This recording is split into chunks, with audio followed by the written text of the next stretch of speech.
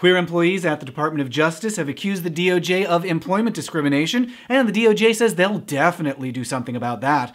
The Mormon Church has relaxed its anti-gay policies a teeny tiny bit, and a huge slate of laws to protect queer citizens is coming up for a vote in California, and if they pass there, potentially other states as well.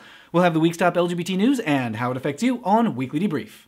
Weekly Debrief is made possible by everyone who pledges their support on Patreon. Visit patreon.com/mattbaum or click the link in the description to check out those backer rewards. Last week, queer employees at the Department of Justice issued a letter accusing the DOJ of employment discrimination.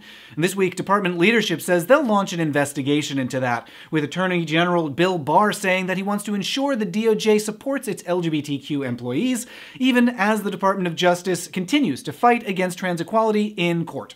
Also this week, the Mormon Church announced that they'll be relaxing their attacks on LGBTQ people a little bit.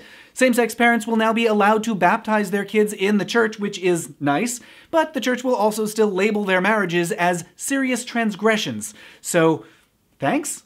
This week, California legislators introduced a major package of bills to protect queer people.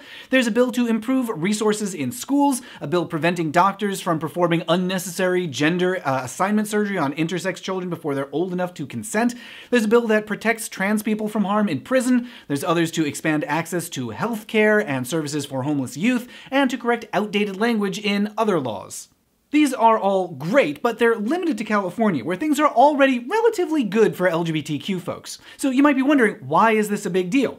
Well, sometimes progressive laws that pass in California are copied by other states. So, if this package does well, we could see similar legislation proposed elsewhere, where it's needed even more. For example, California was among the first states to outlaw ex-gay abuse of minors, and now that's been copied across the country. This week, Massachusetts became the 16th state to enact such a measure. So, this week's action item is to connect with Equality California at eqca.org. They're taking the lead on pushing that legislative package, and the more support those bills have in California, the more likely we are to see them pop up elsewhere.